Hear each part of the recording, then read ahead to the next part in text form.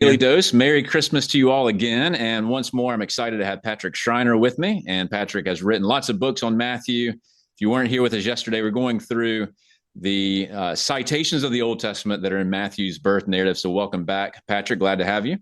Good to be with you, Greg. And we're going to get right back into things here. The second major Old Testament passage that Matthew's birth narrative draws upon is Numbers 24:17, also known as Balaam's oracle. He's supposed to be cursing Israel, but instead he blesses Israel. And the Greek form is quite interesting, and we'll talk about it a bit. Then we'll connect it to Matthew and have a conversation about how it impacts the story about the Magi. So let's dig in. Dexo alto, ke ukinun. Makarizo, ke uk engize. Anatele astron ex Iakob, ke anastastai anthropos ex Israel. Now, there's a bit more after this, but we'll leave it at this for now because this will be sufficient to make the connection to Matthew. Let's start with the first verb, which is dexo. That comes from deknumi, and with that morphology there, this is going to be a first singular future active indicative, and that typically means to show or to point out, to display. And so here Balaam says, I will display him, I will point to him, whoever this is that he's about to describe. We have an interesting phrase here, kai uki noon. There's some debate about whether you can take a kai as a but when it already has a negator here, I would take this as an adversative form with the combination there. So it'd be something like, but not now. So he's seeing him or pointing to him, but not yet. It's a future oracle that will come to pass. Then makarizo here is just the verb form of makarios. So this would be I bless. That's just a first singular present active indicative. So I bless. And then once again, we have the chi plus the negation, so it'd be something like but not. And then engize here is from engizo. This is a third singular present active indicative.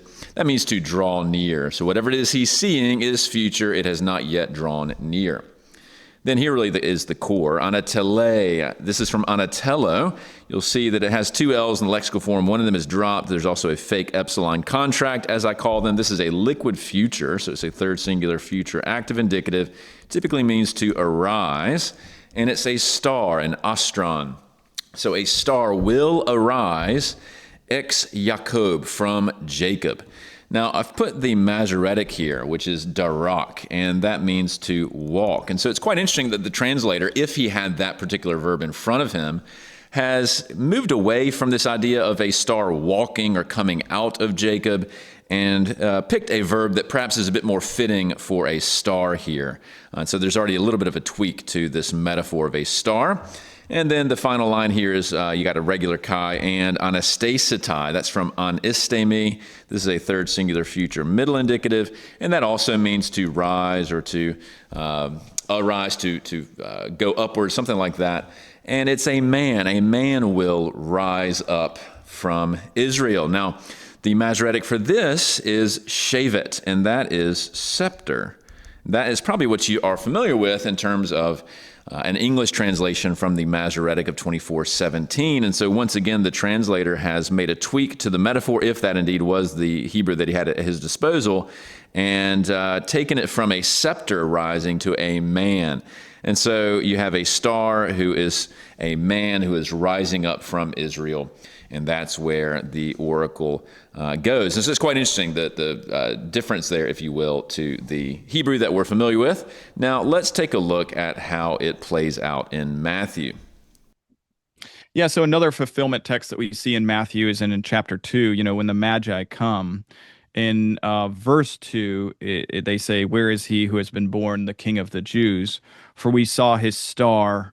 And it's different ways of translating this, but at its rising is what some translations say, and we've come to worship him. Now that term, austera and te anatole, and its rising, the star at its rising, seems to be a clear allusion to Numbers 24:17. So in Numbers 24:17, in Numbers 24 as a whole, actually, Israel is camped in the plains of Moab, preparing to enter the land. But the king of Moab fears Israel. He's scared of them. He's seen what the other nations have done before them and how they've conquered them. And so he hires Balaam to curse them, essentially, in Numbers 24. And so Balaam is this, it's interesting, the connection you actually have with Matthew. He's a type of magician himself, a type of sorcerer. And he stands up on this mountain, if I'm remembering the details correctly, but he stands up on this mountain looking over them to curse them. And the text that we want to think about here is, as we've seen, Numbers 24:17, and God actually makes him bless them rather than Right. curse them. And And part of there's the his talking donkey from Shrek and all of that. That's right. That's Yeah. right. But part of what he says is what he says in Numbers 24:17, that he sees someone coming, but he's not here yet. And then he says, a star will arise from Jacob. And that phrase there is so similar to what Matthew says here, that they saw his star at its rising. Mm-hmm. And so it seems to be a clear allusion here to Numbers 24. And what Balaam is getting at is, I see a ruler coming out of Judah. So you think back to Genesis 49, and that there's a ruler that's going to come, and he's going to reign over the nations. And stars, stars were often associated with kind of angelic beings, but also associated with kings sometimes. And so as Balaam kind of looks into the future through kind of divine providence, God showing him, he's saying, this star will arise. And so when you're reading Matthew chapter 2, and you see these magi come and they're following this star, you should think, oh, yes, Balaam predicted that someone from Judah, which again, Matthew's trying to prove this is the Jewish Messiah from the line of Judah, from the line of David, that was promised from long ago. Oh, yeah, he said that a star would come. And now you have this star that's indicating where Jesus is born. So, there's a lot of themes in the Old Testament that connect to this, but again, it's not specifically a quotation, but it is an allusion to that. And we can get into maybe what this star is and what's going on here. But it's such an interesting text because every little piece of the narrative, Matthew's just getting at, there's Old Testament allusions and echoes here. Maybe the one kind of piece of language that you could talk about, as well as, Anatole, Anatolone, you could translate that rising in the east, or just kind of at its rising. And I just did typically, if it's east, it's plural on its alone. Okay. Yeah. I looked at early translations. Many of the early English translations actually did east, and the modern translations are doing at its rising. Right. I don't think there's a massive difference there personally. I don't know if you would agree with me there. Well, I think if you say east, you miss the allusion to Numbers 24:17. Yeah. That makes sense. Yeah. So there's a little bit of translation issue that you can walk in there, but otherwise, it seems to be just a clear allusion to Numbers 24:17. Yeah. It's interesting, sort of in broader work on intertestamental, messianism. This particular text with Genesis 49, actually, that you mentioned, was some of the passages that we take to be very Christological in orientation kind of fly under the radar screen in intertestamental Jewish thought, but this isn't one of them. This one, from the very beginning, I would actually include the Septuagint translation as being evidence for this. But if you look at the Dead Sea Scrolls, you look at the Aramaic translations, where they actually don't even say a star, they say a Messiah is going to rise. Interesting. And even in the rabbinic literature, and the second Jewish revolt, or the second Jewish Roman War, and that finished in 135, that revolt was led by this guy named Simon Bar Kokhba.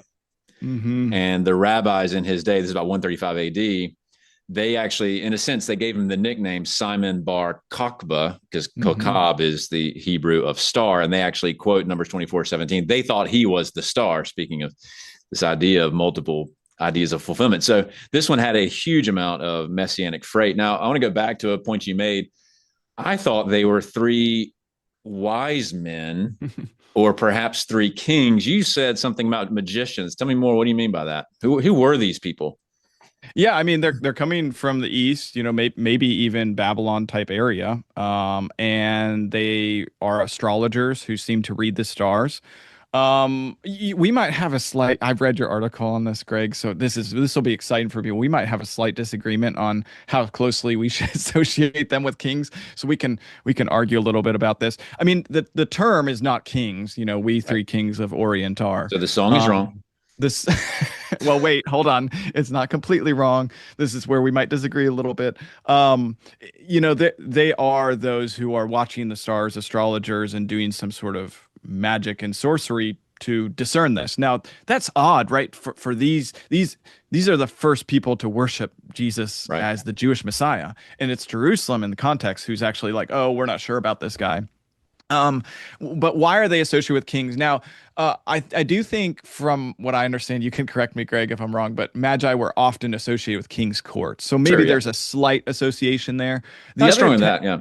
the other text that is interesting in the background, maybe this is why the song said this, is you have a text like Isaiah 63. I don't know in the history of interpretation if this was Isaiah 60 verse 3, if this was associated with this, but it says nations will come to your light, which is an Right. interesting phrase, and then kings to your shining brightness. And so And it's like, what do they bring? What do they and what bring? do they bring? Yeah, at the end, the riches of the sea will be yours. The wealth of the nations will come to you. So there's a text like But that. specifically, it's gold and it's frankincense Oh, yeah, yeah. Later that they on, you mean? bring. Yeah, yeah. Um, And the then, only thing that's missing in the Isaiah passage is the myrrh.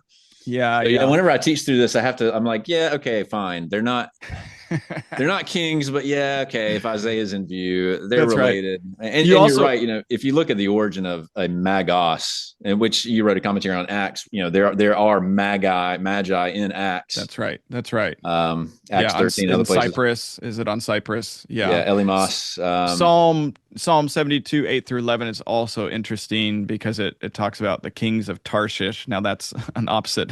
It seems to be an opposite way. But the kings of Sheba and Seba are offering him gifts, Psalm 72:10, and that says, let all the kings bow in homage to him and all nations serve him. So there's this tradition even of the Queen of Sheba coming and bringing gifts to Solomon. So I think there's some typology going on here in terms of foreign nations, and Isaiah predicts the nations will bring their wealth into Jerusalem. Yeah, there's a lot of patterns here that are being Yeah, picked up, I think, by this text. And so, but what's similar is, you have this foreign Gentile sorcerer who is acknowledging Israel's king right. either is coming or is here. And that's the key connection. And it's tied up with the star that is leading them to the birth of this child. Now, I've read some things. I haven't got real deep on this. What is this star? Is it a comet? Yeah, Dale yeah. Allison says maybe it's an angel because, again, stars were associated with angels. Yeah, I Don't don't know. know. It's hard to know exactly what's going on. Usually, stars aren't, leading people to particular places, but we do believe in a sovereign God who can do whatever he Right. wants to with the universe. So I'm not too Oh, although I bothered guess we by have it the either northern way. stars kind of. Yeah, I Yeah. mean, the real question is on your personal nativity scene, do you have an angel at the top of the stable that didn't exist, or a star that's like fixed there that would Yeah. probably consume the entire earth if it were? Um, Well, now, I haven't done the woodworking of my nativity scene yet, okay. but when I do, I will have to make that decision on what to carve. So, one interesting question you mentioned that Balaam himself was kind of like one of these. And in fact, Philo calls Balaam a magos in his Mm, life of Moses. interesting. So, one question would be, and I don't know if you have thoughts on this, but how did they know to do this? They see a particular star. They set off west. They get the L train from Persia or whatever. They head to Jerusalem. Yeah. Catch the Why? camels, the Tesla With the camels or camel, yeah. something. Yeah. And let's say they represent a royal court of some sort. Right. Any thoughts on that? Yeah, the only thought, and again, this it doesn't tell us, but if stars were associated with kingship, Mm-hmm. and if stars were messages to people, again, reading the stars is still something that people do today. They must have seen something in that star, in that message that a king has been born, and they went to pay him homage. Yeah. And so, yeah, I would say that is probably in the air in terms of what they're thinking about with reading the stars. And that sounds very foreign to us. But again, I would point out, in the New York Times, you have you The can read the astrology column. stars and all the Yeah, yeah. astrology things. So it still continues today. We might not tie it so much to kingship anymore. Right. But even was it the Caesars that they would Sure. view Yeah. themselves as ascending and kind of doing apotheosis, and then maybe people would view them as existing in the heavens as this sort of star type figure. They've been glorified to this angelic type figure. So Yeah. all those concepts, it's a little muddy for me, to be perfectly honest. But maybe there's something going on there. Yeah. And it's interesting, we read in Daniel, and this is, I think, where the actual Numbers 24:17 thing comes into play, why they would go to Jerusalem as opposed to, say, Rome or something like that. In the Greek of Daniel, you have a mention of these magi who were there, same word that we have in Matthew. Now, in that time period, the Bible, the Hebrew Bible was taken into captivity, and that's actually where the sort of eventual Masoretic text solidifies in Babylonia. So if these guys come from that general neck of the woods, and if they're guys who spend their day studying oracles and collecting Zoroastrian texts or what have you, it seems plausible to me, at least, that they had access to this oracle. And in fact, if Balaam was one of them, hundreds of years in advance. Yeah. They might have kept those records, is what you're saying. And and so I was noodling on that, and then I discovered an article pointing me to Eusebius, actually, who makes that exact connection. I thought maybe I stumbled upon it myself. Yeah. And he basically calls these magi in Matthew Balaam's successors, and that they had preserved this prediction, which is why when they see a star of a certain kind of thing, they don't just like go to Rome or Athens. They go to Jerusalem, because that was where they knew, okay, our predecessor's oracle was associated with the land of Judah. With the land of Judah. So that's interesting. Hard to prove, but I was like, oh, that's a pretty interesting connection there. So anyway, that's interesting. We Three Kings. That's right. All right. Thanks a lot. Merry Christmas, everyone.